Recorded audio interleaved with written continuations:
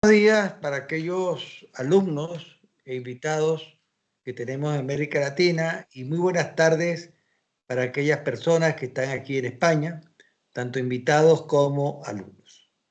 En este día, o en esta noche, o en esta tarde, vamos a hablar de un tema muy interesante que son las competencias duras versus competencias blandas. Un concepto que data de la década de los 80, pero que ha ido evolucionando a lo largo del tiempo.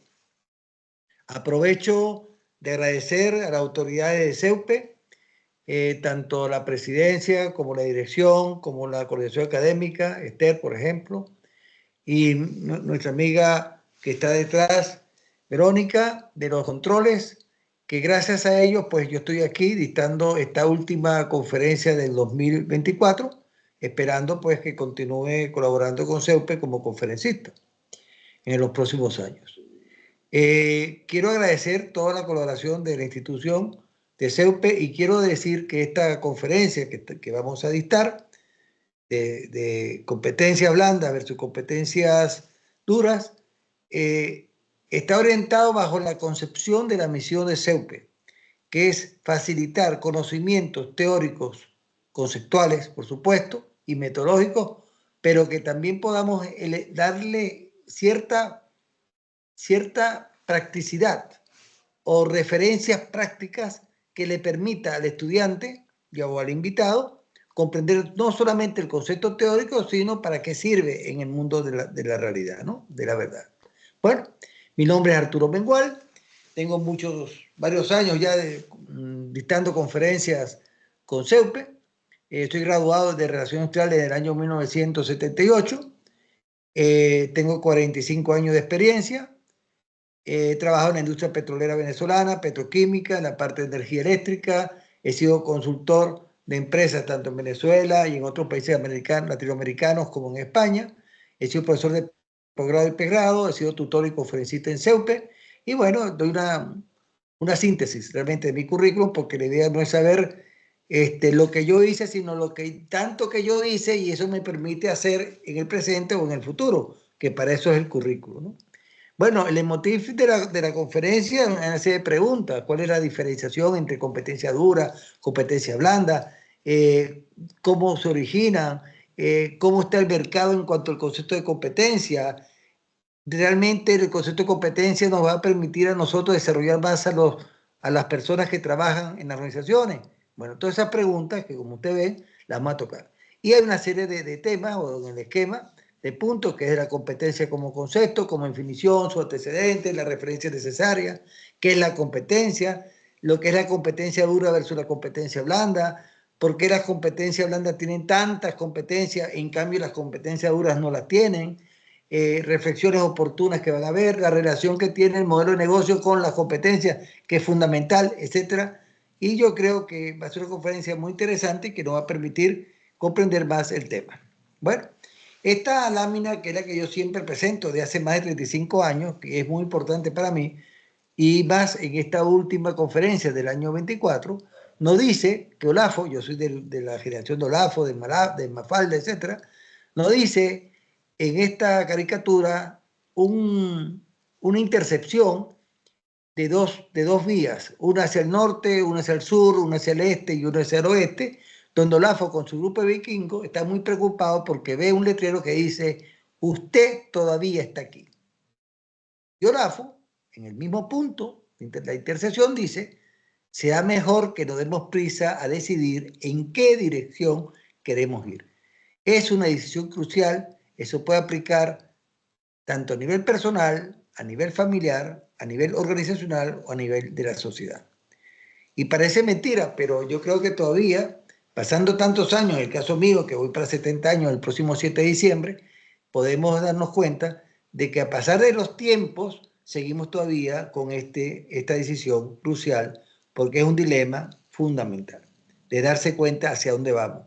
Fíjate, aparentemente no sabe dónde vamos. Bueno, vamos a partir de que no sabemos nada de competencia y así nos va a facilitar comprender mucho más ese aprendizaje que tenemos, lo desaprendemos para aprender otra concepción diferente. Bueno, según la Real Academia de la Española, que es el idioma nuestro, definen competencia como la disputa o contienda entre dos o más personas sobre un determinado tema, ¿no? Hay una posición, hay una rivalidad, que puede ser a nivel familiar, puede ser a nivel de vecinos, puede ser a nivel de personas que caminan tranquilamente por la calle, o puede ser situaciones de empresas que están compitiendo en el mercado. Pero fíjense, no hablan de las competencias que nosotros vamos a tocar. Y aquí comienza un tema muy interesante, que es que las concepciones gerenciales o las teorías gerenciales parece que no realmente se han sustentado en el tiempo. Hay muchas versiones. Si nosotros cogemos las competencias técnicas o duras, nos damos cuenta que ciertos elementos de esas competencias en el mundo de la ciencia, en el caso de los ingenieros, el problema de la ley de gravedad no es un problema para nadie, para un ingeniero, porque ocurre en España, en México, en Brasil, en Venezuela, en Argentina, en Japón, en la China, en Rusia, en Estados Unidos. Pero a nosotros el concepto de competencia o el tipo de competencia, de acuerdo al país o de acuerdo a la empresa, comienza a ver las diferenciaciones. Ese problema de las diferenciaciones es lo que nos hace cierta dificultad para homogeneizar procesos organizacionales. Muy bien. Son antecedentes, tal como Parsons, que es el padre de la sociología funcionalista, hizo una serie de dicotomías en relación con el comportamiento social y en relación con la competencia, él planteaba resultados, logros versus formación informal y formal. Y esto es muy importante porque ahora es verdad, usted tiene las posibilidades de tener posgrados y doctorados, pero en los años 60 y 70 eran muy pocas personas que tenían esa posibilidad.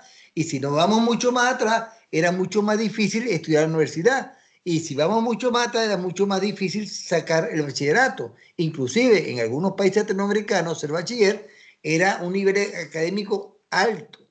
Por lo tanto, en las décadas 30, 40 y 50, ser bachiller era muy importante. Inclusive, muchas personas que tenían conocimientos técnicos se daban más por la experiencia que por otra cosa. McLennan te plantea que la necesidad de logro necesita una calidad de rendimiento y calidad de trabajo. Perfecto, resultados cuantitativos, resultados cuantitativos. Ya más o menos las competencias se están discutiendo. Pero en la década de los 80 y los 90, y fíjense que eso es muy importante porque las décadas 80 y 90 son claves para entender mucho el proceso gerencial, por lo menos conceptualización, porque es donde se desarrollan las famosas modas gerenciales. Hay un tema sobre, antes se tocaba habilidades y destreza, habilidad del conocimiento y la destreza la parte mecánica, la parte física, ¿no? La parte manual. Y empiezan a integrar que las habilidades, la destreza, los valores, los conocimientos, con un concepto llamado competencia. Bueno, y es por la necesidad de formar a mucha gente en el sistema educativo para el sistema productivo. El contexto de las modas gerenciales en los 80 y 90, realmente estaba todo el mundo estaba discutiendo conceptos. El gran problema que tiene, repito, la teoría gerencial es que no hay un marco conceptual teórico que integre todos los conceptos. Y por eso estamos siempre con elementos que son, si relacionados con otros, a veces son interdependientes, a veces son dependientes o a veces son independientes. El concepto de la competencia se entiende como el amalgamiento, la integración de las habilidades, la destreza, conocimiento, experiencia y comportamiento. En el básico es muy fácil ver la persona en su puesto de trabajo, puede ser a nivel táctico, a nivel estratégico, a nivel operacional, que siempre tienen que estar vinculados al modelo de negocio, es decir, la filosofía, la cultura organizacional, los procesos y la conducta. Pero ese individuo que está en un puesto tiene que dar unos resultados en función de esas responsabilidades, llámese técnicas, llámese operacionales, llámese administrativas, llámese gerenciales o supervisorias. Pero para poder lograr desarrollar estas responsabilidades requiere unas competencias que le permite a ese individuo tener las habilidades, la destreza y conocimiento y experiencia y comportamiento de acuerdo a las responsabilidades que le exige el puesto, de acuerdo a las características particulares de la empresa donde trabaja. Pues bien, yo coloco esta lámina de las modas gerenciales para aquellas personas que les gustaría saber más sobre este concepto. Son dos conferencias que he visto en el 2022, una como éxito y fracaso y los otros su aplicabilidad efectiva, porque las modas gerenciales han sido realmente un boom. Algunas empresas en América Latina y en España han continuado con la filosofía de aquellos conceptos metodológicos que mantuvieron, por ejemplo, círculo de calidad, por ejemplo, reingeniería, para darle otro concepto, que son de las 80 casos de modas gerenciales, que todavía continúan con la filosofía. El problema está que continuamente se iban cambiando de moda a moda y al final el resultado era muy escaso. Pero eso solamente es una observación para los que están interesados. ¿Por qué le digo yo que las competencias estaban incluidas en la moda gerencial? Bien, ¿qué es la competencia? Tenemos dos elementos que sabemos, la aptitud y la aptitud con P. La actitud son nuestros valores, son nuestras creencias mentales o modelos mentales, nuestra conducta. Perdón. La actitud son los conocimientos, las habilidades y las destrezas que son necesarios para desarrollar una determinada actividad, para cumplir un objetivo o para formular una cosa, un proyecto, un resultado, etc. Tanto en lo social, lo interpersonal como lo laboral. En las competencias duras, y esto es muy importante, porque hay una lucha a veces entre que la competencia dura es más fuerte o menos fuerte la competencia blanda, o las competencias blandas son más fuertes y las competencias duras son menos fuertes. No. Todas las competencias dentro de este concepto son fuertes, o sea, son complejas. Lo que pasa es que las competencias genéricas, técnicas, para que lo vea, las duras, están mucho más claras. En el ejemplo de ingeniería que damos el ejemplo, que nos ayuda para entender mucho más, porque son capacidades profesionales o técnicas adquiridas en la universidad. Un médico, por ejemplo, eso está muy claro, un administrador, un sociólogo, un economista, un educador, en cuanto a su rol de la acción que tiene que desarrollar.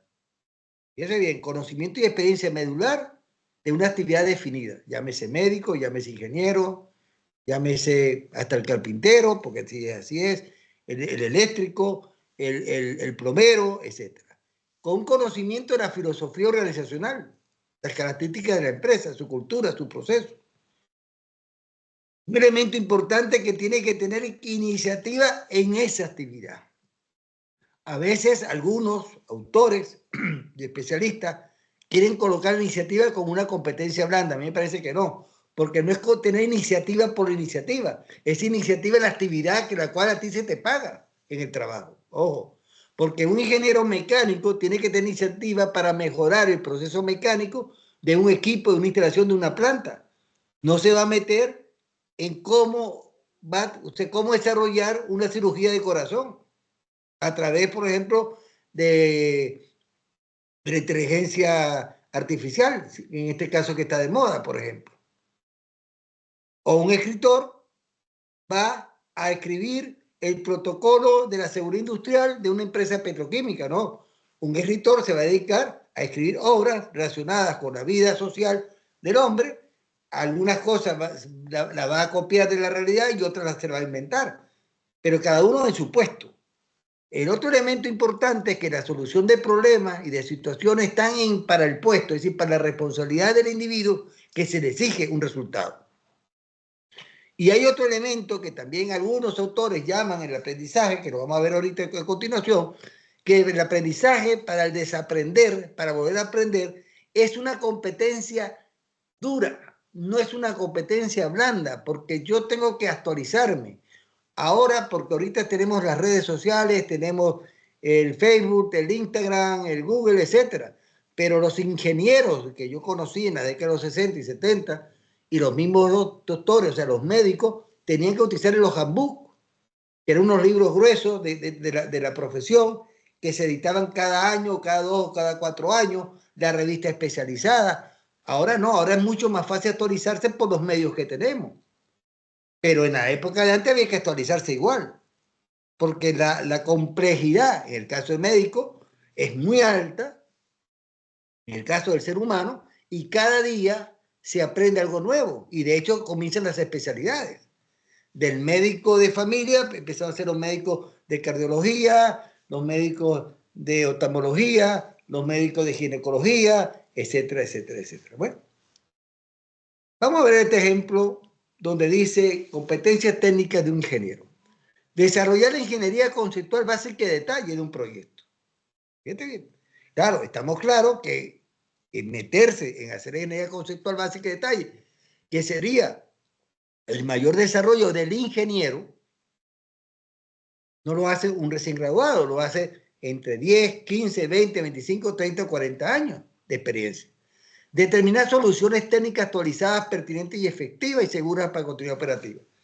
Bueno, hay procesos en la química y en la petroquímica, por ejemplo, y en la energía nuclear, que se requieren catalizadores.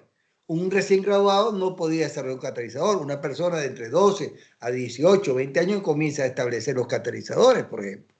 O simulaciones de alta tecnología del software, de punta, o sea, de la mayor actualización en su área. Ponemos en rojo construir, desarrollar y probar modelos preliminares para nuevos productos. Ahí es donde tenemos un gran problema en América Latina, por lo menos y en otros países latinos. Es la parte de la iniciativa, la creatividad, porque para poder desarrollar un nuevo producto, un nuevo equipo, una nueva instalación o un elemento de ello, se requiere establecer prototipos. Requiere donde la universidad con la empresa hay una relación. En el caso de los Estados Unidos se ve muy claro cómo la Universidad de Harvard o el MIT, la Universidad de Columbo o Stanford, cómo están relacionados directamente con las universidades. Las empresas están relacionadas con esas instituciones y las instituciones con las empresas.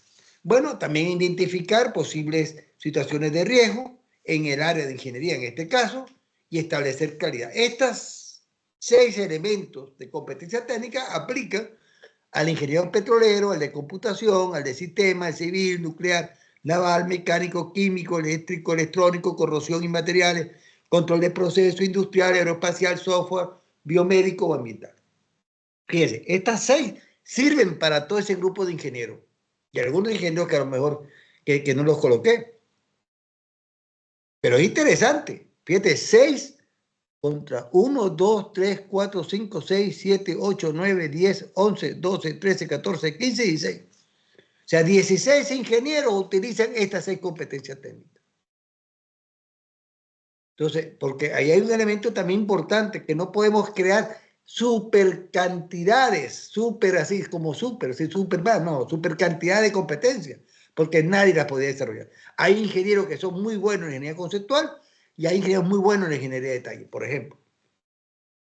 Hay muy buenos ingenieros en la parte operacional, hay otros en la parte de mantenimiento y otros en la parte de ingeniería en sí misma, ¿no? Bueno, vamos al caso de la competencia blanda.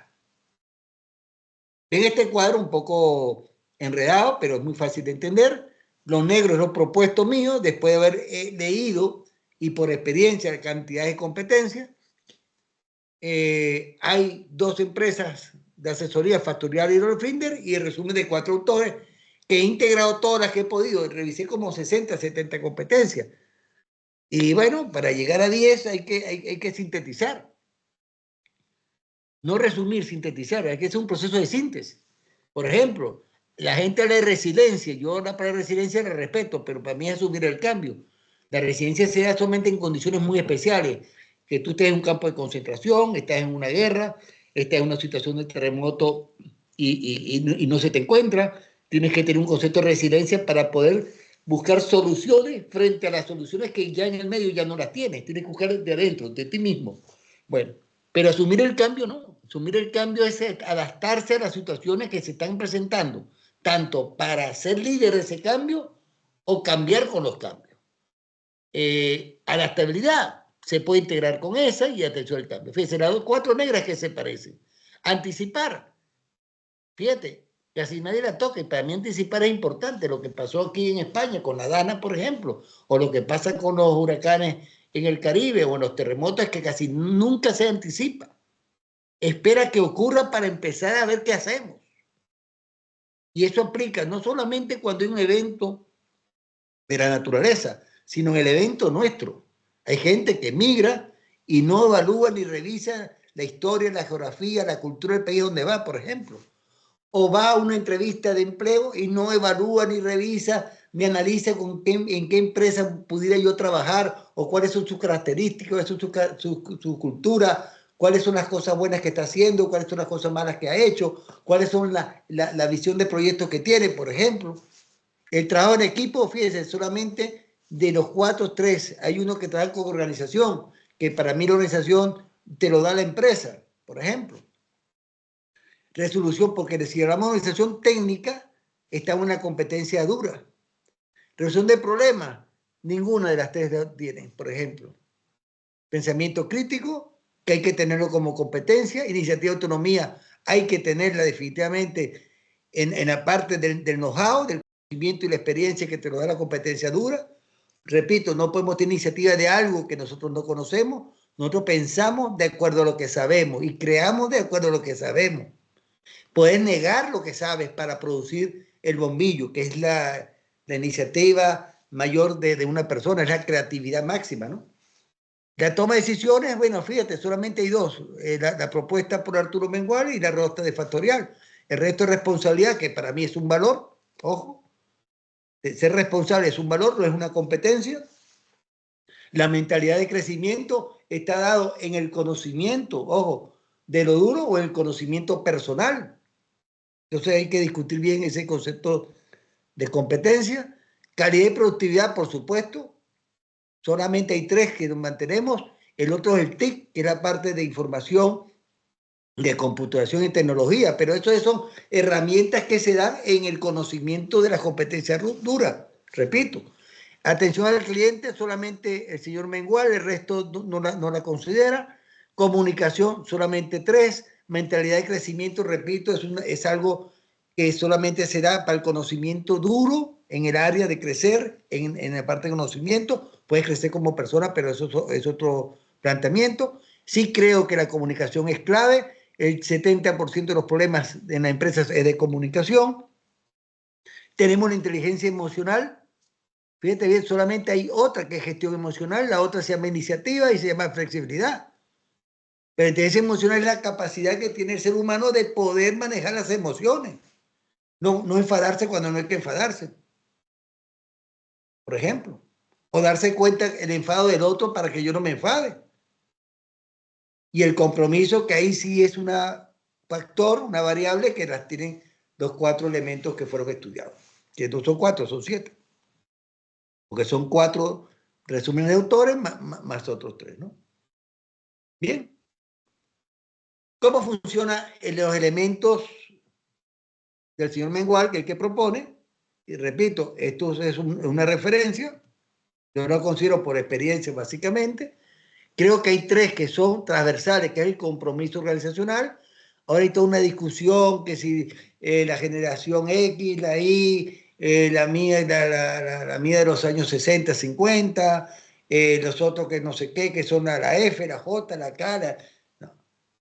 El compromiso organizacional es la capacidad que tiene el trabajador de asumir los valores y la cultura de la empresa, identificarse con esa empresa y a partir de ahí producir los resultados de excelencia de acuerdo a las exigencias de los clientes, tanto cliente interno como cliente externo.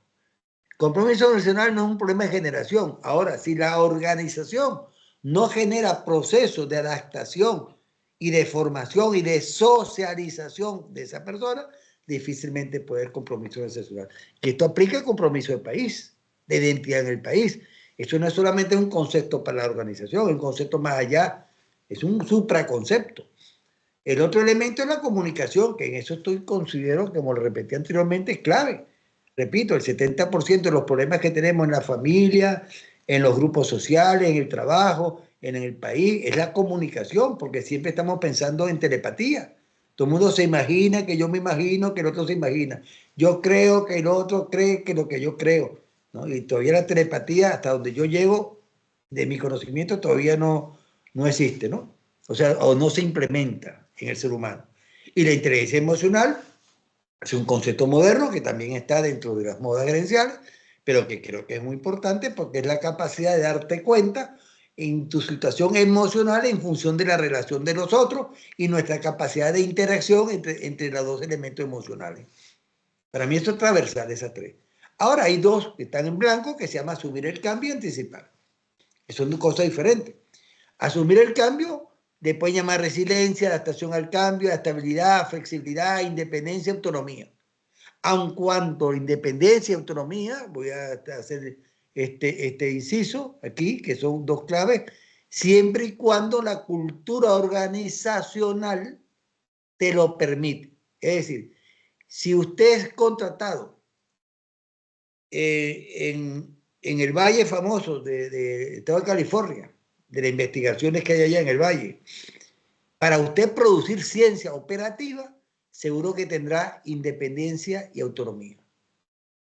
A lo mejor no tendrá flexibilidad en el horario, a lo mejor hay semanas que no va, porque sabe que está trabajando en el laboratorio de su casa o está en otro sitio, pero eso es por la cultura y la política de la empresa.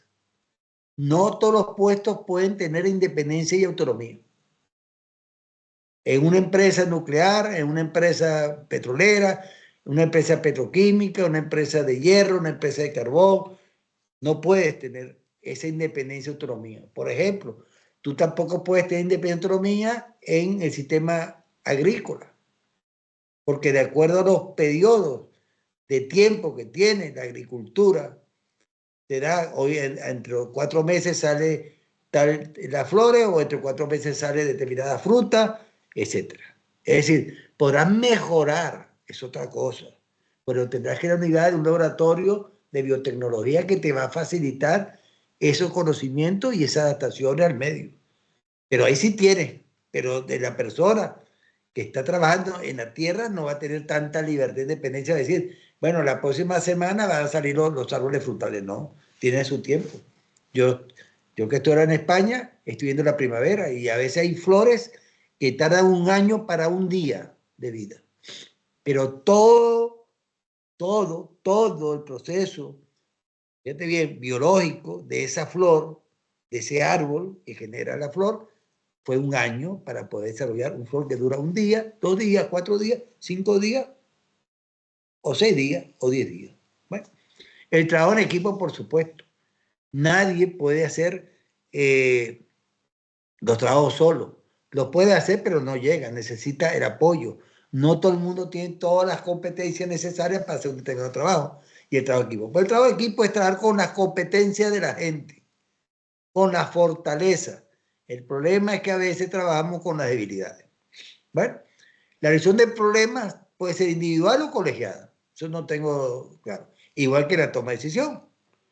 Para que tú puedas dar resultados a la atención al cliente dentro de un concepto de calidad y productividad para que los requerimientos y necesidades de esos clientes que te piden estén en función de esas especificaciones o expectativas. Y así como yo veo el proceso. ¿Por qué es esto manejarlo en esta forma? Es una propuesta para ustedes, porque esta información lo pueden hacer como ustedes consideren y no necesariamente tienen que hacer esta es la que mi experiencia me da, porque vamos a llegar, porque no puedo creer, y vuelvo y repito, hoy hay un estudio en LinkedIn donde hay 25 competencias duras y 25 competencias blandas. Yo pregunto, ¿cuántas personas ustedes conocen que pueden manejar 50 competencias? Me parece que es muy difícil. Entonces voy más allá a la síntesis, a la integración de las competencias. Suponiendo que asumir el cambio, anticipará que una sola, bajo el concepto de prever el cambio, ya tengo una. Es decir, yo tengo 1, 2, 3, 4, 5, 6, 7, 8, 9, 10, ¿verdad? Perfecto. Vamos a ver cuántas puedo lograr. Sí puedo lograr 5. Bueno, la primera es asumir el cambio, anticipar. ¿Por qué? Anticipar es prever, asumir es estar previendo el cambio como tal. Entonces, claro, si yo comienzo a conceptualizar, que entiendo por prever, qué es lo que ha pasado en todas las desgracias humanas, con las situaciones como la Dana aquí en España recientemente, con un volcán, o con un terremoto, o con una tormenta, un huracán, etcétera, es que nunca prevemos las cosas. Y repito, que lo hablamos anteriormente. Bueno, el otro elemento es la resolución de problemas y la toma de decisiones. Yo tomo decisiones para resolver problemas o situaciones. No es que yo resuelva problemas para la toma de decisiones, no, la toma de decisiones es para resolver un problema. Es decir, para mí la resolución del problema está dentro de la toma de decisiones. La toma de decisiones, yo lo he discutido mucho en mi experiencia en la industria petrolera y petroquímica, que uno de los productos más importantes que tiene un gerente y un supervisor o un director es la toma de decisiones. Ese resultado de la toma de decisiones, que es una decisión única y personal, y que podrás tener todos los mejores asesores, pero la decisión es tuya. Y tienes que tener un proceso de síntesis tan profundo para que la decisión que tú tomes sea acertada. Bueno, para resolver un problema hay que analizar y tomar decisiones, por supuesto. Comunicación e inteligencia emocional. Yo creo que en este momento están integradas las dos. No es solamente saber comunicar, sino si esa comunicación, cómo le afecta al otro. O cómo me está afectando a mí y la comunicación que yo estoy dando no es la más pertinente. Entonces la comunicación está íntimamente conexa con la inteligencia emocional. Ya tengo 3. Ya de 1, 2, 3, 4, 5, 6, he logrado 3. La integración de 3 es una propuesta. Calidad y productividad. Es calidad y productividad, atención al cliente y compromiso. Y pongo interrogación porque lo voy a hablar en un momentico. Y trabajo en equipo. Para mí yo podría unir la calidad y productividad. ¿Por qué? Porque calidad y productividad la tengo es para atender al cliente. Yo necesito que mi producto tenga la calidad suficiente y sea desarrollado con tal productividad que permita que ese cliente me busque una segunda, una tercera, cuarta o quinta vez. Pero para ello tengo que tener un compromiso, porque si yo no creo en lo que estoy haciendo, difícilmente puedo tener un trabajo de calidad y productividad. Esto es importante. O sea, si no estoy identificado con lo que estoy haciendo, es muy difícil. ¿Ok? También es verdad, dirán, bueno, pero es que el compromiso de identificación con la empresa, bueno, pero es que cuando yo todo me identifico con la empresa, cuando yo hago mi trabajo de mucha calidad, cuando el jefe no está al lado mío. Ahí es cuando realmente demuestro la calidad, la productividad y el compromiso que tengo como individuo. Y trabajar en equipo, condición sine qua non. Es decir, yo podría estas 10 que hemos hablado anteriormente, que son estas, y que son estas que están aquí otra vez. ¿Cómo lograr 5? ¿Por qué trabajar con 5, con 6 o con 7?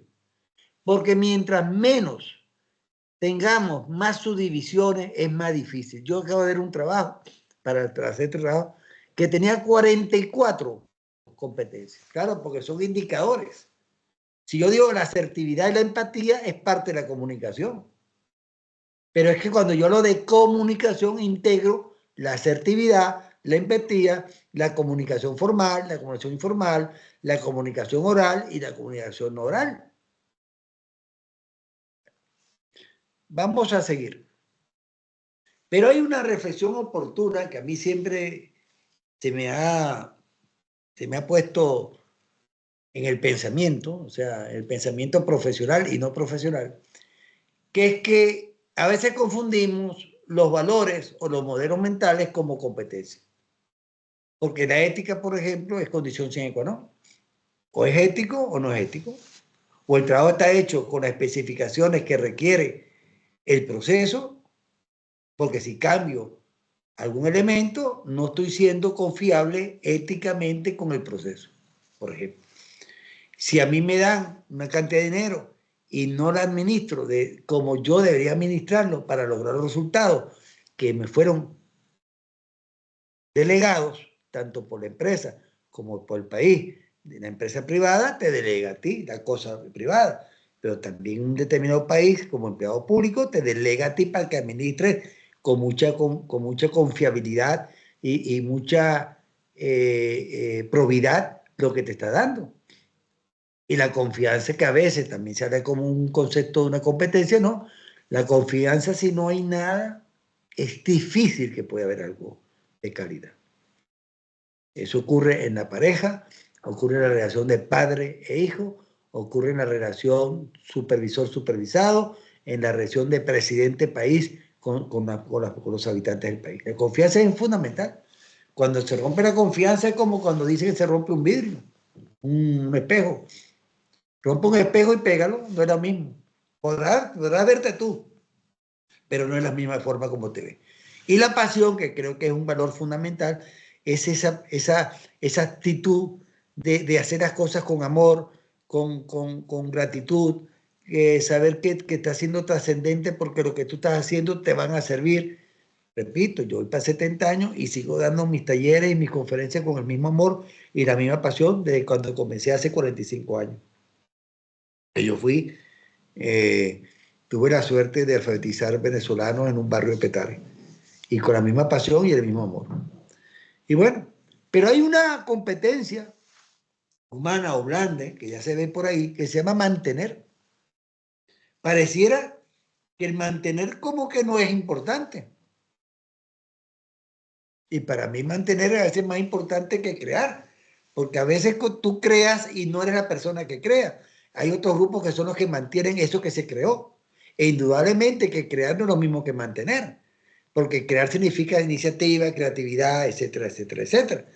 Pero mantener el sistema, mantener los equipos con las temperaturas necesarias, con los volúmenes necesarios, con la presión necesaria, con las especificaciones necesarias, mantener la cultura organizacional, transferir esa cultura organizacional de generación en generación, tanto para un país como para una empresa, me parece que es muy importante. Y parece que la palabra mantener es la que menos se utiliza en todos estos procesos. Cuando no tiene un proceso de mantenimiento, sea a nivel personal, es que nosotros lo sabemos. Me dice, señor Mengual, usted a los 70 años está muy bien. Perfecto, es verdad que estoy bien. Pero porque me he mantenido. Y tengo mis cuestiones también biológicas de la edad de los 70 años. Pero todavía juego basquetbol. Y todavía camino. Y todavía tengo mi capacidad reflexiva. Porque me he mantenido en el tiempo. Porque hay coches o carros, automóviles, según el país, como se le menciona, duran 15, 20, 25 y 30 años. Acabo de ver un SEA 600, que es el primer coche que yo utilicé aquí en España en los años 70, viniendo de vacaciones, que a mí me encantan, ¿verdad? Mecánico, con su croche. ¿Y por qué ese señor lo tiene, que tiene más de 50 años el coche? ¿Por qué? Porque lo ha mantenido. Hay un refrán español que para mí es clave en todos estos procesos humanos organizacionales que dice: cosas que por sabidas se callan y por calladas se olvidan. A veces nosotros hablamos ahorita de la nueva generación, que la generación ahorita es más cibernética, o que la generación utiliza mucho más los elementos como el teléfono, que son, sí, ¿verdad? Nosotros somos analógicos pasando a digital. Es más, mi generación creó lo digital fundamentalmente. La generación mía, los analógicos de los 60, 70 y parte de los 80.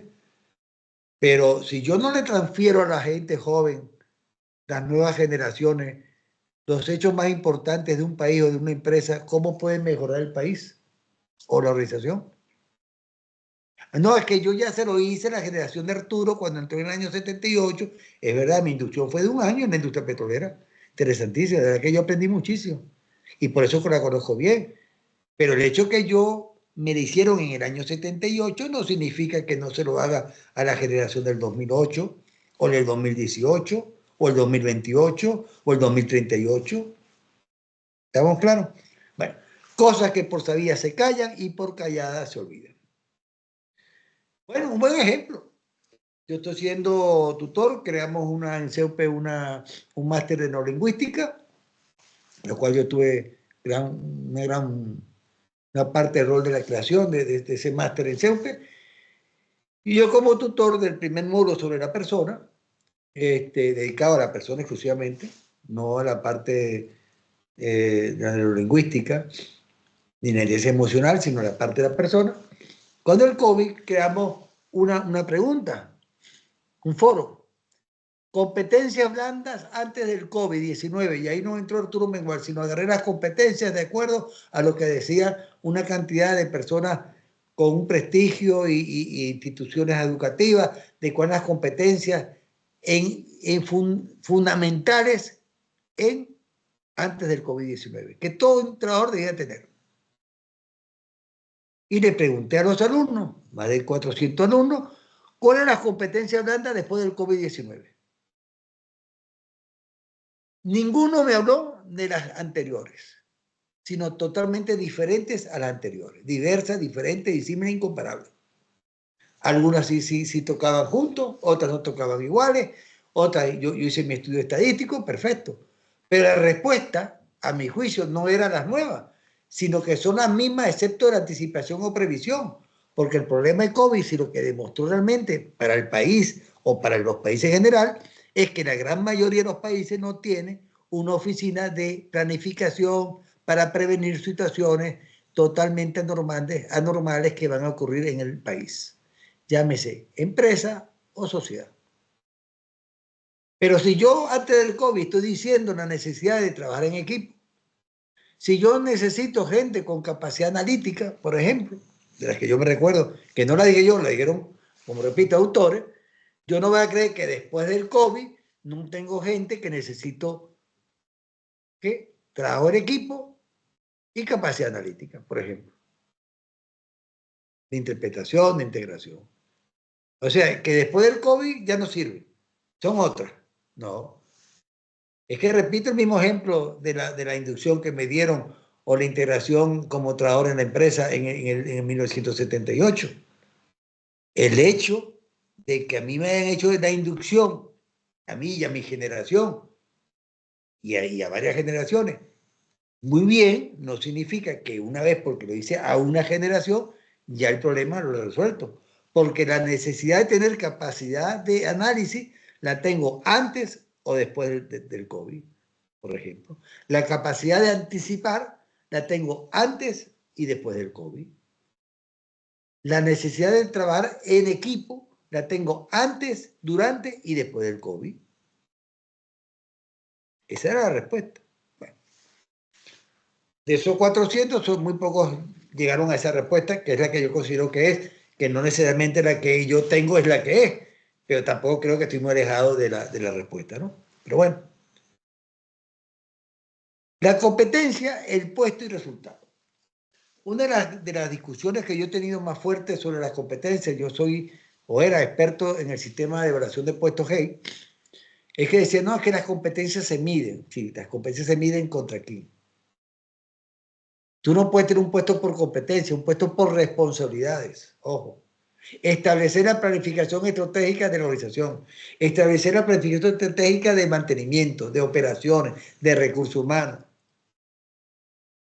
Evaluación y costo de todos los procesos, directos e indirectos, en la manufactura. Esas son responsabilidades. Bueno, que las competencias son las que te van a dar a ti un conocimiento, tanto formal como informal, para cumplir la descripción de puestos. En eso estamos totalmente de acuerdo. Pero hubo un elemento en los años 80 y 90 y en unas partes del 2000 que empezamos nosotros a medir las competencias. ¿Cuánto sabe, cuánto no sabe? No. Yo lo he visto, por ejemplo, en la industria petrolera o en la industria petroquímica o en la industria eléctrica o en aquella empresa de manufactura, que el proceso es tan complejo que yo estoy formando a la gente tanto en el puesto como a nivel de conocimiento teórico sobre los procesos del puesto o del proceso del que yo estoy involucrado para ver cuánto sabe o no sabe, porque de alguna forma me va a dar resultados. En la medida que más conozca todos los protocolos y toda la formación necesaria para que me dé resultados, en esa medida me va a dar resultados. Eso estoy claro. Pero no puedo medir las competencias por sí mismo. Y había una discusión. Y después se crearon los puestos por competencia y eran hoja y hoja y hoja. Y es muy difícil. Repito, fíjese que yo he intentado integrar de 10, 5 o 6 competencias. Las que yo en este momento creo que deben ser transversales para todo el mundo. A lo mejor son otras. Claro, la primera competencia es ser persona. Si tú logras que todo el mundo es persona, te apuesto que la gran mayoría de esas famosas competencias fuera la persona ya la tiene. Entonces ya te evitas un montón de tiempo y de esfuerzo y de recursos. ¿Okay? La competencia está asociada con la descripción del puesto o cargo. Pero la brecha de cumplimiento es en función de los resultados. Porque si a mí me pagan para establecer nuevos mercados de tales productos y no logro ni el 5% de un nuevo mercado, es decir, que no estoy cumpliendo con la responsabilidad del puesto, o porque no tengo los conocimientos por ello, o porque hay factores externos al puesto mío que me determinan que es difícil entrar en ese mercado. Esos son otros análisis que hay que hacer. Bueno, nos quedan como 15 minutos, vamos a seguir con el tema, que ya nos quedan unas cuantas láminas, pero ya estamos. Fíjense bien, los mejores coches del mundo en 2024. Rolls-Royce Phantom, Mercedes clase S. Son dos coches de lujo. Y los pongo al profeso. Porque para lograr esa calidad de coches, requiere que las personas que estén en esas organizaciones tengan una calidad personal, técnica y profesional que les permite entender cuál es la calidad del producto que yo espero que se haga. Yo creo que aquí ya estamos entendiendo más el problema de la competencia. No es que los otros productos sean malos, yo tengo un Renault, no, no. Es que si yo quiero un determinado producto, yo tengo que tener claro cuáles son las competencias, tanto medulares como blandas, que yo necesito para lograr eso. Claro, eso está asociado a la filosofía, política, objetivos estratégicos, normativa, procesos organizacionales, propuesta de valor, sistema gerencial, la cultura organizacional, etc. La fundación, fíjense bien, de Rolls-Royce, 1904. Y estamos en el 2024, de más de 100 años. Y la calidad del Rolls-Royce es igual que cuando se creó. De hecho, no es solamente el Rolls-Royce como coches, sino también tiene turbinas, tiene aviones, tiene tanques, tiene una cantidad de productos relacionados con la calidad técnica que implica la marca Rolls-Royce. Y Mercedes también. No solamente coches, camiones, etc. Entonces, y de 1926, ya va a cumplir 100 años la marca. Entonces, donde yo quiero llegar a comprender esto, es que si yo no tengo unas competencias de la gente que yo quiero en función de mi producto, porque no es la competencia per se, la competencia para lo que yo voy a producir o lo que estoy produciendo. Otro ejemplo, mejores relojes del mundo 2024. Yo no, yo tengo Seiko, de hace 35 años, ¿no? Que me mide el tiempo igualito que un Rolls Royce, perdón, que un Omega o que un Rolex.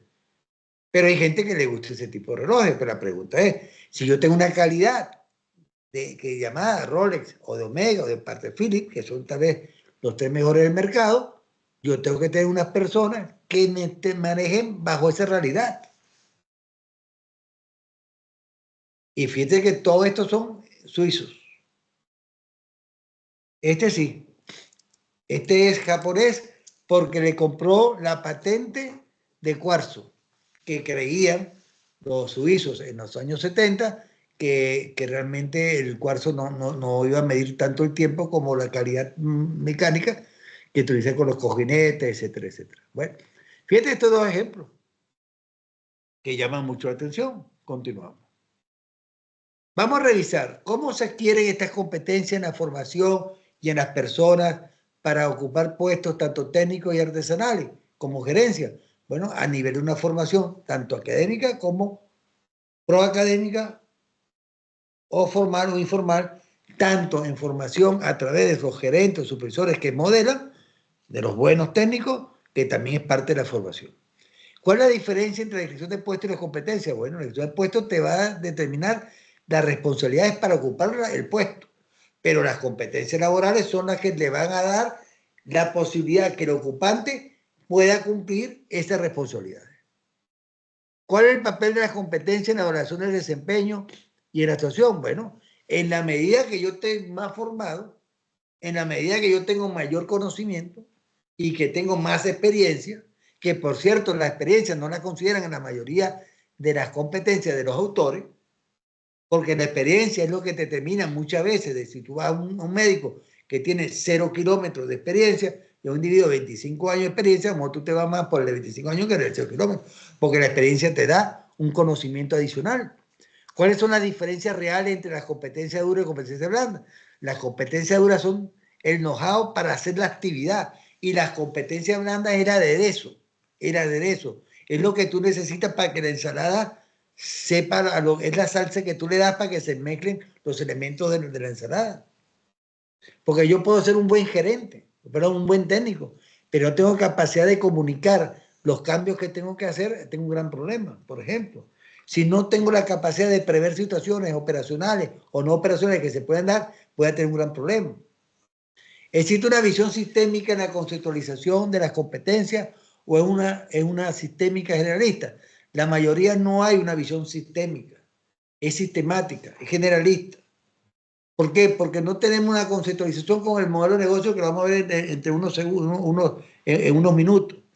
¿Cuántas competencias blandas tiene un gerente, un supervisor, un técnico, un trabajador? Eso es excelente la pregunta. ¿Por qué es que vemos 25, 30, 50? Es como liderazgo. El liderazgo ahorita porque lo quieren suavizar con la visión autocrática. Porque es que hay un problema de confusión. Lo autocrático no es malo. En una guerra, el capitán o el sargento o el teniente no puede decir a los soldados, tómense un cafecito en el café, que después vamos a ver cómo resolvemos el problema este de agregar esta montaña o esta punta de playa. No. Hay decisiones que hay que tomar. Y para eso existen los protocolos de cumplimiento. Eso no es autocrático, es direccional. Autocrático es que cuando tú des cualquier iniciativa a un gerente o a un supervisor, entonces te niegue siempre la posibilidad de mejorar. Pero es un problema por filosofía organizacional. Entonces, ¿cuántas competencias? Para mí, mientras menos sean, pero la más importante. Yo prefiero tener menos que tener más y no utilizar. Es cuando tú le reportes, y esto es un ejemplo para que la gente lo entienda. Yo tuve la posibilidad, en la industria petrolera había una gerencia que le reportaban 60 gerencias a un gerente general. Y yo pude lograr llegar a 22, creando 2 subgerencias. Y repartiendo esas 20 o 22 gerencias en 3 personas. Entre 6 y 7. Una persona no puede manejar más de 6 o 7 gerencias y de mucha complejidad porque no le da tiempo. Y bueno, el modelo de negocio, y esto es de la conferencia anterior y lo meto porque quiero asociarlo, te dice una parte muy importante. Dice, con el fin de alcanzar, aquí, con el fin de alcanzar su sentido de dirección en la intención y la orientación estratégica, a través de una propuesta de valor compartida culturalmente por todos los trabajadores. Fíjate bien, una propuesta de valor compartida culturalmente por todos sus trabajadores, para asegurar la organización, sus procesos, las conductas estén alineadas a la búsqueda del mejor rendimiento tangible e intangible para la empresa y su relación con la sociedad, el ambiente, independientemente de su tamaño, complejidad y naturaleza. Cuando vamos más allá, y ya estamos ya terminando la conferencia, que estoy cumpliendo la hora, además tengo 5 minutos de adelanto, podemos ver que en un proceso, en un modelo de negocio como el que yo he concebido, porque no es el modelo de negocio este de Canva, sino el modelo de negocio de hacer una empresa, no importa el tamaño que tenga, etcétera, podemos entender que entre los procesos de la empresa, que son procesos clave, como producción y venta, y procesos de guía, como planificación o de apoyo, hay todos los procesos culturales o conductuales que también me van a determinar a mí cuáles son las competencias que yo necesito. Porque yo tengo un estilo gerencial supervisorio definido. Yo tengo un perfil de trabajador definido. O sea, las empresas tienen, el trabajador de Walt Disney no tiene nada que ver con el sistema de otras organizaciones. Por ejemplo, el de los parques tiene que ser una persona muy asertiva y muy empática, tanto para personas mayores como para personas niños, y todo el tiempo 24 horas. Y como decía Walt Disney, a mí me interesa un trabajo que me limpie la basura que hay en un parque como el que me da la risa a un cliente. Bueno, y fíjese que aquí lo vemos claramente. Lo pongo como rojo para que vea que de aquí salen las competencias que yo necesito. Es que no puede estar nada disasociado. Todo tiene que estar integrado interdependientemente. Ya terminé con la conferencia. Muchas gracias. Y bueno, aquí está mi correo. Y bueno, ahora ya a partir de ahora, de estos 70 años, comienzo a escribir, empiezo a escribir ya, estamos desarrollando una serie de ensayos y de monografías para contar la experiencia, no para mí, porque no, y no es porque uno no sabe ya el tiempo que le queda a uno en la vida, pero tiene que transferir sobre todo a la gente joven. Bueno, voy a dejar de compartir, voy a ver si hay alguna pregunta, no sé, ¿a qué? No. A ver, aquí, bueno, vamos a ver si aquí hay preguntas. A ver, aquí, ya. Muchas gracias a las 110 personas que le interesó el tema. Espero que hayan aprendido o por lo menos que le haya aportado. Y bueno, no veo aquí. Bueno, a ver si aquí hay algo más. A ver aquí.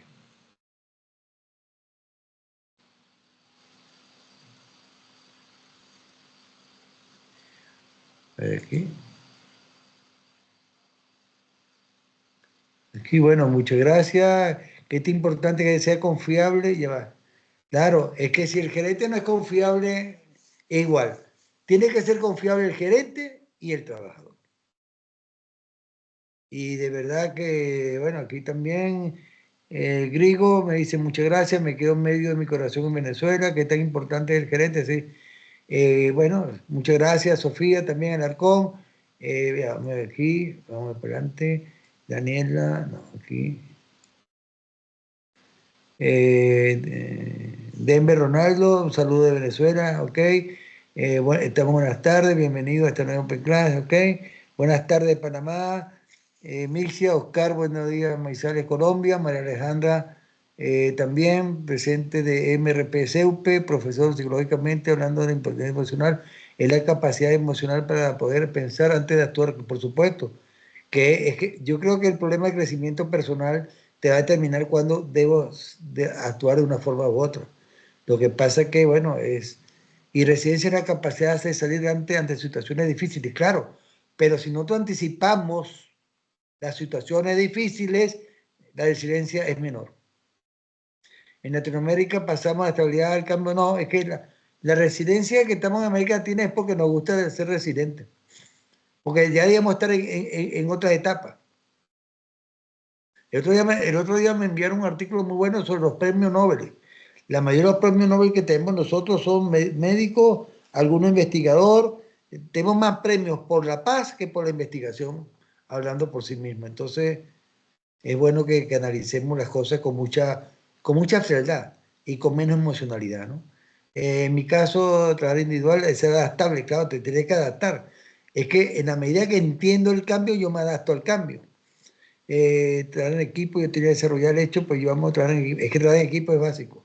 Muchas gracias desde Colombia, muchas gracias, excelente trabajo, conferencia, excelente conferencia, muchas gracias, muchas gracias, gracias, muchas gracias. Me quedo andando en medio corazón, excelente exposición, muchas gracias. Más que interesante, tanto podría decir que la visión correcta para humanizar. Yo le voy a decir una cosa y se lo digo, espero que ustedes entiendan. Yo sigo manteniendo una posición ante la vida y creo que si ustedes agarran las 35 conferencias o más que he tenido en CEUPE, mantengo el mismo discurso, dedicado a cada tema. Pero el hilo conceptual es el igual. Tenemos que mejorar muchísimo. Decía Alicia del País Maravilla, si me quedo en un lugar tengo que ir rápido, pero si quiero estar en otro lugar tengo que ir 2 veces más rápido.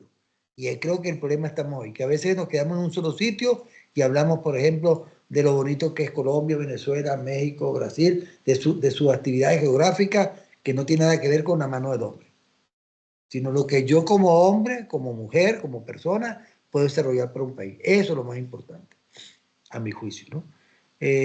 Todo está vinculado a la Hablando y Fuerte, República Dominicana, Miriam, Fernanda Arturo, saludo de Perú, Fernanda, igual un saludo, un abrazo, Jessica Espinosa, externo, muchas gracias, de Perú, gracias de Rumanía, oye, qué bien, ¿no? Está bien, gracias profesor, excelente conocimiento.